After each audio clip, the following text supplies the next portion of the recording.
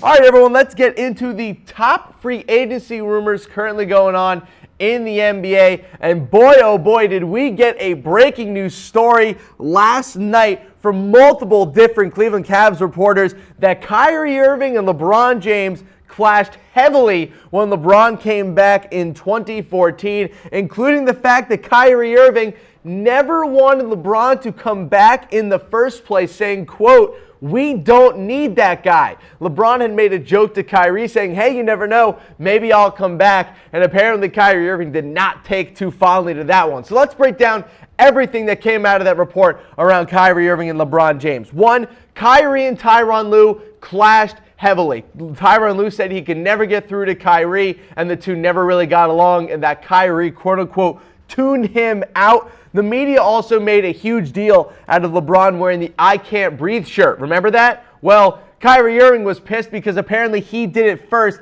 and it bothered him that everyone focused just on LeBron. LeBron apparently also agreed with one of the reporters, Jason Lloyd, that his relationship with Kyrie Irving had become quite poor and deteriorated over the years. LeBron did agree with that. There was also a report that Kyrie and his camp considered leaving the Cavs after they won the championship, but decided otherwise because they had one more really nice year. And then one of the big reasons why Kyrie wanted out of Cleveland last year was because he felt the team was built to support LeBron's strengths, and if LeBron left, Kyrie would be the only one left of those parts that benefited LeBron's game. So a lot of stuff to break down here, but the one that really sticks out to me is the fact that Kyrie did not want LeBron James to come back. And I think what we've seen since then, and what Kyrie Irving really wants out of all this, I don't think he wants wins anymore. I don't think he wants just, championships. I'm sure he wants those things. It's clear that Kyrie Irving wants some sort of credit. Kyrie Irving wants people to look at him and say, this happened because of Kyrie Irving. And I think that's what he's waiting to see before he signs his contract with the Celtics. He is simply waiting to see if he is going to get credit for this team or if it's going to go to Brad Stevens. And if it doesn't go to Kyrie Irving, he's going to go to the Knicks and wait for the credit that he feels that he really does deserve. So a lot to kind of consume here with Kyrie and LeBron clashing when he came back in 2014. And I want to know from you guys, was LeBron returning to Cleveland in 2014 the right move? Now, you can break this down from a multitude of angles. Was it the right move for Kyrie? Was it the right move for LeBron? Was it good for the Cavs? I think overall was a great move for for LeBron and a great move for the Cavs, but maybe the worst thing that could have happened for Kyrie Irving. It really did, I think, stun his development a little bit as an overall playmaker and as a leader, but I think we saw last year with the Celtics that he really does have that inside of him, and it can be brought out in the right situation. All right, let's get to our next breaking news rumor that came out last night. Marcus Smart versus the Celtics. Apparently, the Celtics have not even spoken to Marcus Smart since the start of free agency. They did offer him a qualifying offer, which made him a restricted free agent, but since then, no contract talks at all. Seems kind of strange, doesn't it, seeing as the Celtics team has been one of the better free agency teams in all of basketball over the past couple of years. This conflicts heavily with a report that we had last week. We had a Celtics rumor video come out this past week, and we talked about how talks between the Celtics and Marcus Smart have been apparently going quite well, and then all of a sudden yesterday we get that Marcus Smart is quote-unquote upset and disgusted. So I don't really know how to play this because, again, this is very un-Danny Ainge-like of a report to come out that he hasn't even talked about or talked to Marcus Smart about a contract. Now, we do also have Marcus Smart's high school coach. He also made a quote in saying that sources can be funky things. So maybe this is all coming from a specific side of Marcus Smart's camp that isn't, him or his agent. But we do know as of right now, Marcus Smart is still handing out Celtics jerseys. He was doing a charity event the other day and signed a couple Celtics jerseys to hand out to the kiddos. So we'll see what happens with Marcus Smart and the Celtics. I would still expect the contract to get done, but hey, upset and disgusted is never something that you want to hear when you're talking about a contract negotiation. All right, let's get to our next rumor here. Anthony Davis apparently did not want DeMarcus Cousins to come back. This coming from Andrew Doak, a New Orleans sports anchor from WWL-TV saying that Anthony Davis helped the Pelicans get rid of Cousins. This coming from a team source as well that said that Anthony Davis could have convinced the Pelicans GM if he wanted Cousins back to get him on a bigger contract. Davis reportedly liked how the Pelicans played without Cousins and also the locker room environment without him, which this lines up heavily with everything we know about DeMarcus Cousins, that he is not a great guy in the locker room and that all he does is really cause problems. Another reason why I think that DeMarcus Cousins going to the Warriors can end up being a complete disaster for DeMarcus Cousins' career if things go poorly, but we won't talk about that. We'll just talk about Anthony Davis. It also needs to be pointed out that Anthony Davis was the lead recruiter that brought in Julius Randle on this new contract that he just got brought in on. So a lot to break down. Anthony Davis not liking DeMarcus Cousins, definitely something to keep track of as the season goes on. Remember, use that super chat if you want your questions answered live on air. We will bring them up. You will get a name drop. I will answer your question personally. You can also follow me on Twitter at SportsDean. I'm trying to collect enough questions to do a mailbag over the next couple of weeks, so definitely get those questions in and shoot me them on Twitter. All right, let's get to our next one here. Luka Doncic will be in Las Vegas despite some weird contract issues currently going on between him and Real Madrid and the Dallas Mavericks. So Rick Carlisle, the head coach of the Mavericks, said that Doncic will be in Vegas and that the team is close to working things out with him. He also said that Doncic hasn't practiced yet because of those contract issues, though we have seen some videos of Doncic just shooting around in a gym with the Mavs. No official practices yet, but Doncic needs a clearance letter from FIBA. He then needs to take a physical, and then he needs to sign his contract. So this is just straight international basketball contract problems. There's no issue between Doncic and the Mavericks. There's no issue between the NBA and FIBA. This is simply how long these things sometimes take, because international basketball contracts can get a little bit tricky when you're coming over to the NBA, especially with a guy so young as Luka Doncic. Let's get into our next rumor here. The Pelicans are apparently interested in Dennis Schroder. Fletcher Mackel from NBC Sports reported that the Pelicans have discussed acquiring Dennis Schroder in a trade. Now, the Pelicans, as do most teams around the NBA, they do like his talent, but everyone's a little bit worried about his legal issues. He's currently dealing with a felony assault charge in court. So a lot of stuff still up in the air with Dennis Schroder. I think he is a talented player, but I wonder what he's going to be like on a team that doesn't require him to be the lead scorer. I'm not crazy about Dennis Schroder's game. I've never really been over the moon about, his style of play, how he interacts with teammates on the court, his impact on a locker room. He's never really been a favorite of mine. I think he's better off being on a bad team and being a big stat guy rather than being a legitimate, impactful player on a playoff team. Someone put in the comment section that, quote, they already have Drew Holiday. Why would you acquire Dennis Schroder? Well, as of right now, Drew Holiday has been used mostly as a two guard rather than a ball first kind of, distributor point guard on the Pelicans. They did bring in Elfrid Payton, but besides that, the Pelicans don't exactly have a true point guard right now. So maybe Dennis Schroder could be a fit, but I'm not too crazy overall about what he'd bring to the Pelicans. All right, let's get to our next rumor. Kyrie Irving, does he want to win? Well, according to Colin Cowherd, no, he does not. Colin Cowherd says that Kyrie is showing the world with these Knicks rumors that winning isn't his top priority, because apparently he doesn't plan on staying with the Celtics after this season, which I think is kind of a load of baloney right now. Kyrie Irving made it very clear that the reason he hasn't signed a new deal with the Celtics was specifically because of financial reasons. It just doesn't make sense for Kyrie Irving to sign an extension with the Celtics this season when he can literally get an entire another year and over $40 million more next offseason if he simply waits a year and signs a deal next offseason. So I don't really believe in that, though. I will say this, if you're Kyrie Irving, you were just on the Cleveland Cavaliers, who one of the worst run organizations in basketball, and I'm very serious about that. You go to the Celtics, one of the best run organizations in all of basketball. Now you want to jump to the Knicks, arguably the worst run organization in basketball?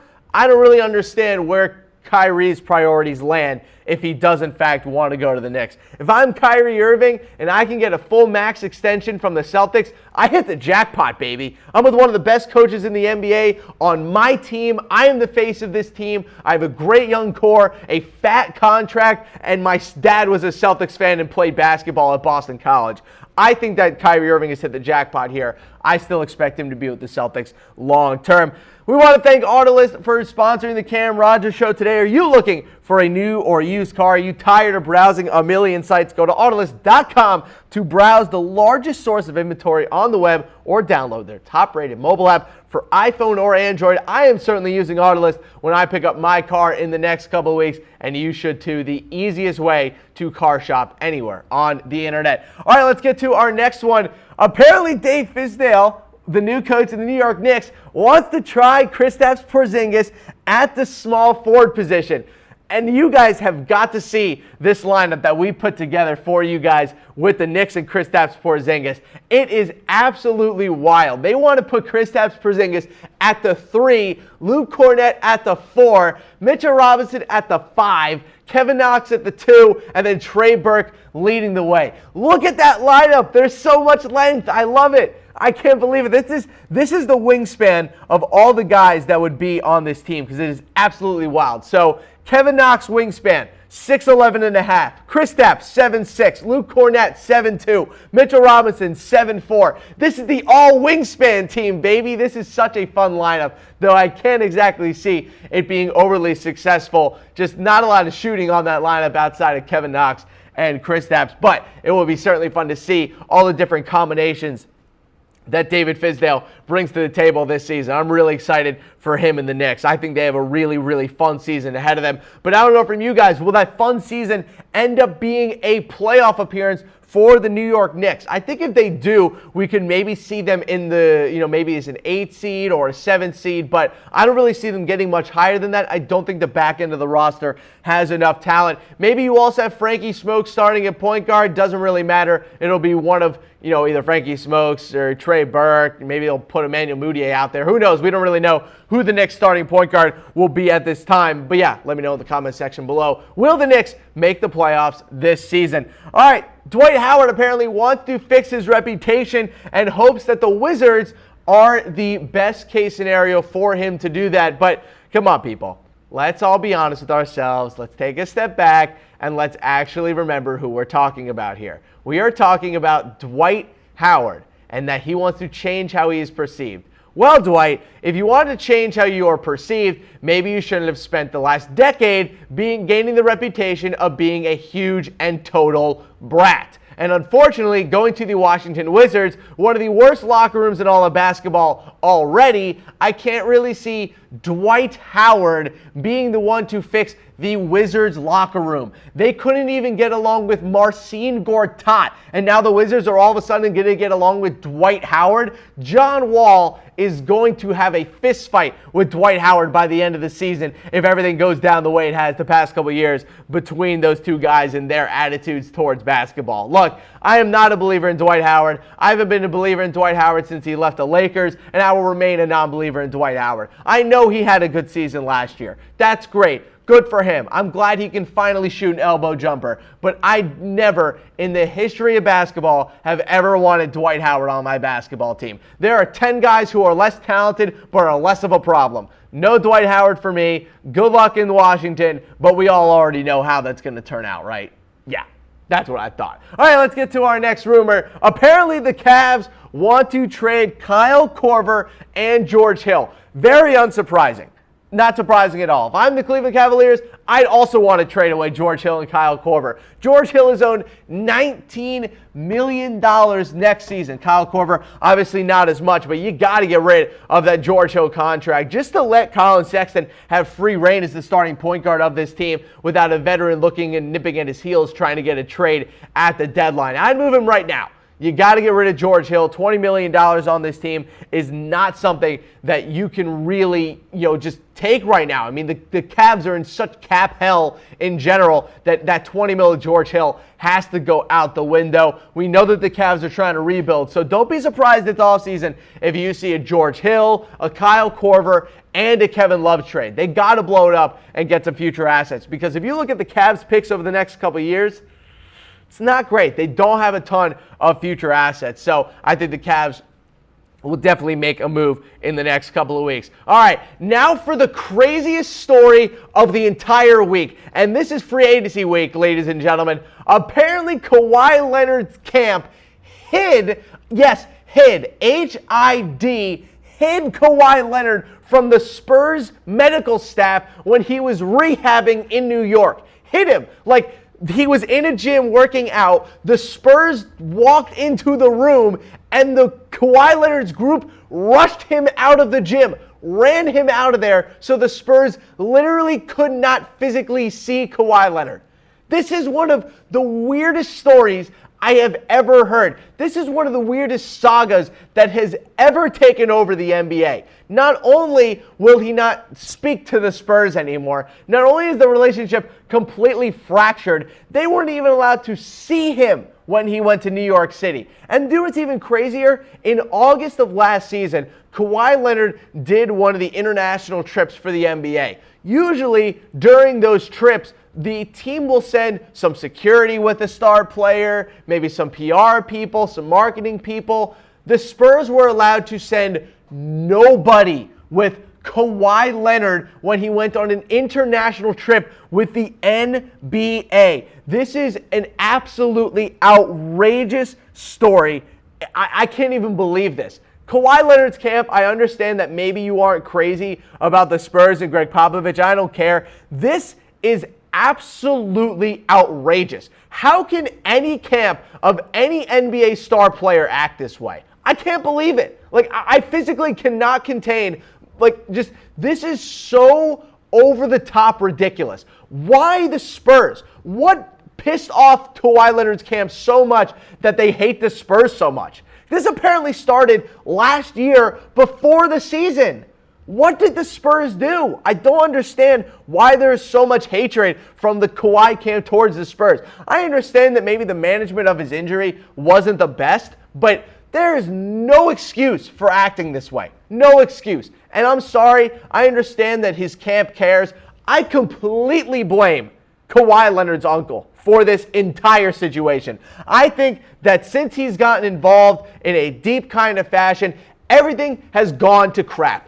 Everything. His relationship with his Spurs, his public reputation, just how people perceive Kawhi Leonard in general. It has all gone completely out the window since his uncle has gotten seriously involved. And look, man, I'm not out here trying to criticize family members for having an impact on people's lives. You guys already know how I feel about LeVar Ball and his fathering issues. But this is something else. This is a completely different situation, and I cannot believe that this situation has gone so off the rails that they won't even let him see him when he went to New York. I can't believe it. Let's move on before I get angrier. Let's talk about the new NBA format that has been discussed around a couple years with the NBA playoffs. So Adam Silver's apparently discussed a couple ideas about the new playoff format that maybe we actually go with the 1 to 16 best teams in the NBA rather than the Eastern and Western Conference kind of playoff scenario like the WNBA does.